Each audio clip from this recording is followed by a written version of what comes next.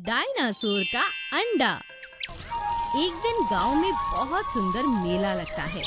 तरह तरह के झूले, बहुत रंग बिरंगी दुकानें, कपड़े, सब कुछ मेले में मिल रहा था। एक बड़ी ही सुंदर लड़की अपनी दुकान के बाहर जोर जोर से चिल्लाकर लोगों को अपनी बातों से आकर्षित कर रही थी। वो कह रही थी, आ जाओ, डायनासोर का सोने का अंडा देखो।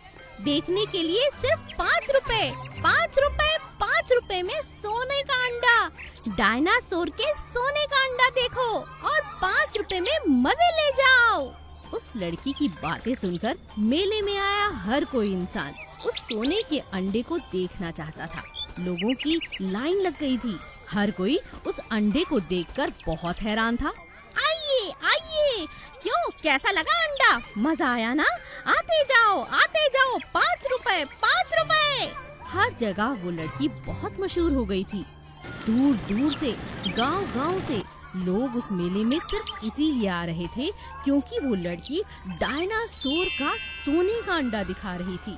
तभी एक अध्यापिका ने, जो मेला घूमने आई थी, उसने उस बच्ची से पूछ लिया, अरे बेटा, डायनासोर की प्रजाति तो लुप्त हो चुकी है, तुम्हारे पास डायनासोर का अंडा कैसे आया, और वो भी सोने का?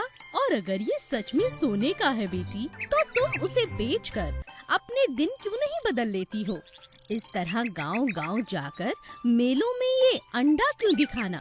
अध्यापिका की बात सुनकर पिंकी नाम की वो लड़की जोर जोर से रोने लगती है।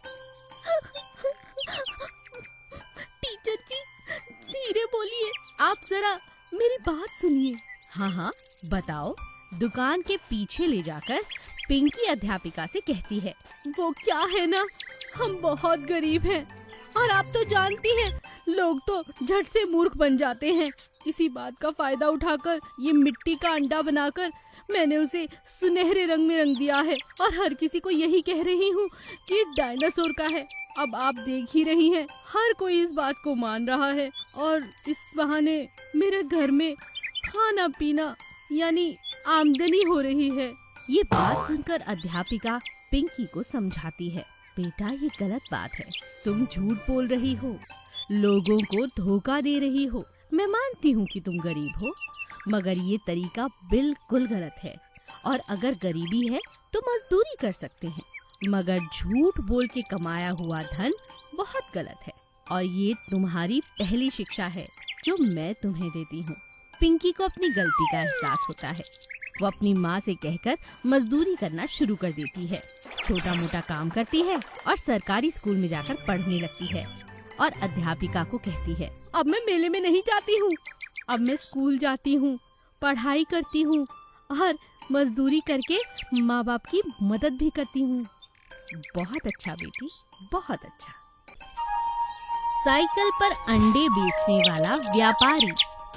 गांव में मोहनदास नाम का एक व्यापारी अंडे बेचने के लिए आया करता था। उसके पास एक पुरानी टूटी फूटी साइकिल थी। जैसे तैसे वो साइकिल के पीछे अंडों को बांध देता और उसे गांव-गांव जाकर बेचने लगता। उसी गांव में किशोरी नाम की एक बहुत ही होशियार बच्ची रहती थी, जो पढ़ने में हमेशा नंबर 1 थी। हर कोई उसकी तारीफ करता था। उसके हाथ के बनाए हुए चित्र बड़ी बड़ी प्रदर्शनियों में जाते थे। पढ़ाई में वो हमेशा अव्वल थी। अरे क्या खिलाती हो अपनी किशोरी को राधा, हर जगह इसी की मशहूरी रहती है। बहुत ही अच्छी, बहुत ही होशियार लड़की है तुम्हारी। शुक्रिया बहन। एक दिन मोहनदास अंडे बेचने के लिए किशोरी के गांव में आता है। किशोरी आंगन में खेल रही थी। अचानक से उसका ध्यान नहीं जाता और दोनों टकरा जाते हैं। साइकिल से टक्कर होने के कारण किशोरी दूर जाकर गिरती है और उधर साइकिल से सारे अंडे भी नीचे गिर के टूट जाते हैं। अरे बिटिया, तुम्हें लगी तो नहीं? और गलती से, धूप बहुत है, गर्मी के कारण जरा देखा नहीं। अरे, मेरे तो सारे अंडे टूट गए, बहुत नुकसान हो गया। कोई बात नहीं। अरे बिटिया, तुम्हें चोट तो नहीं आई ना? किशोरी चुप हो जाती है।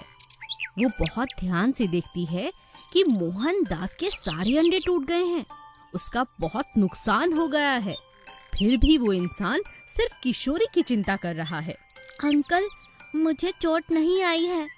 गलती भी मेरी ही थी। मैं खेलते खेलते पड़ रही थी, जो गलत है। मेरे कारण आपके सारे अंडे टूट गए। आपका बहुत नुकसान हो गया ना। अरे कोई बात नहीं बिटिया, ये तो सब चलता रहता है। मेरी तो किस्मत ही बेकार है। चलो तुम्हें तुम्हारे घर छोड़ दूं? नहीं भैया, कोई बात नहीं। मगर कल आप आओगे ना हमारे गांव दोबारा से अंडे बेचने? अरे नहीं बिटिया, तुम्हारे गांव में कोई अंडे नहीं खरीदता। मेरे अंडे ऐसे ही बेकार जाते हैं। कल आप जरूर आना, आपके सारे अंडे बिक जाएंगे, मैं वादा करती हूँ। अच्छा ठीक है, कल भी आ जाऊंगा। अगले दिन मोहनलाल खूब सारे अंडे लेकर गांव में आता है और उसके सभी अंडे जल्द से जल्द बिक जाते हैं। आधे घंटे में मोहनदास के पास बहुत अच्छी रकम आ जाती है। पेड़ के नीचे किताब से कुछ पढ़ रही किशोरी को देखकर मोहनदास उससे पूछता है, अरे बिटिया, तुम्हारे मुंह पर तो सरस्वती बैठी थी कल, आज तो मेरे सारे अंडे बिक गए। मोहनदास चाचा, मैंने सबको बता दिया। मेरे तेज दिमाग का राज है आपके अंडे, जो मैं रोज खाती हूँ। बस अब तो आपके रोज अंडे बिक जाएंगे। आप आया करोगे ना? अरे क्यों नहीं बिटिया, तूने तो मेरा काम 4 गुना बढ़ा दिया। भगवान तुझे खुश रखे। गर्मी बहुत ज्यादा पड़ रही थी। यशोदा रोज अपने आंगन में पक्षियों के लिए पानी और अनाज रखा करती थी। हर रोज वहाँ पर 5 कबूतर आया करते थे। वो 5 भाई थे। 5 पानी पीते और अनाज खाते और अपने घर वापस लौट जाते। यह देखकर यशोदा का मन बहुत प्रसन्न होता था। आ गए मेरे 5 के 5 कबूतर। हाँ, पानी पियो, अनाज खाओ। यशोदा उन्हें पानी पिलाकर और खाना खिलाकर बहुत प्रसन्न होती और फिर खुद भी खाना खाकर आराम करने बैठ जाती। 5 कबूतरों में से एक कबूतर बहुत चालाक था, जो सबसे बड़ा था। वो बाकी भाइयों को कहता था, अरे अरे, कितना खाए जा रहे हो? मैं सबसे बड़ा हूँ, पहले मुझे खाने दो।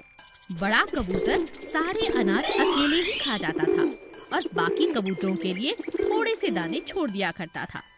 चारों कबूतर बहुत सीधे और भोले थे। वो अपने बड़े कबूतर की बात मानते थे। धीरे धीरे बड़ा कबूतर बहुत मोटा होता चला गया।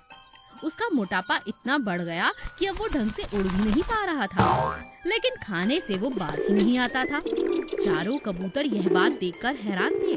चारों ने एक दिन चर्चा की, बड़े भैया इतने मोटे होते जा रहे हैं, 4 दाने देते हैं खाने के लिए। यशोदा तो पेट भरकर खिलाना चाहती है, मगर हमारा भाई वो कुछ छोड़ता ही नहीं। सही कहते हो, देखो जरा कितना मोटा हो गया है, लेकिन इसे हम पर दया नहीं आती। हम तो दिन प्रतिदिन कमजोर हो रहे हैं। चारों बहुत चर्चा करते हैं, लेकिन किसी भी नतीजे पर नहीं आते। एक दिन फिर से चारों अनाज खाने के लिए यशोदा के आंगन में जाते हैं। तभी यशोदा की नजर बड़े मोटे कबूतर पर जाती है। हाँ, कितनी देर से ये बड़ा कबूतर ही खाए जा रहा है और अचानक ये इतना मोटा कैसे होता गया? और बाकी के चारों इतने कमजोर? जरूर दाल में कुछ काला है। 2-3 दिन तक लगातार यशोदा देखती है कि बड़ा कबूतर सारे अनाज खा लेता है और थोड़े से अनाज चारों के चारों भाइयों के लिए छोड़ देता है, जिससे उन चारों का पेट नहीं भरता और वो चारों कमजोर होते जा रहे हैं। तो ये बात है। हाँ, अब मजा चखाती हूँ। यशोदा पूरी बात समझ जाती है। एक दिन जब बड़ा कबूतर अनाज खाने में मस्त था, यशोदा उसे अपने हाथों में पकड़कर एक पिंजरे में डाल देती है। बाकी के 4 कबूतर डर जाते हैं, पर वो कहती है, तुम्हें डरने की जरूरत नहीं, तुम अनाज खाओ। ये सजा सिर्फ तुम्हारे बड़े भाई के लिए है। बड़ा कबूतर हैरान रह जाता है और पूछता है, क्यों? ऐसा क्यों भाई? मैं सब जानती हूँ। सारे के सारे अनाज तुम खुद खा जाते हो और अपने चारों भाइयों को इतना कमजोर कर दिया है। अब जब तक ये मोटे तगड़े नहीं हो जाते और तुम पतले नहीं हो जाते, तुम इस पिंजरे में ही रहोगे।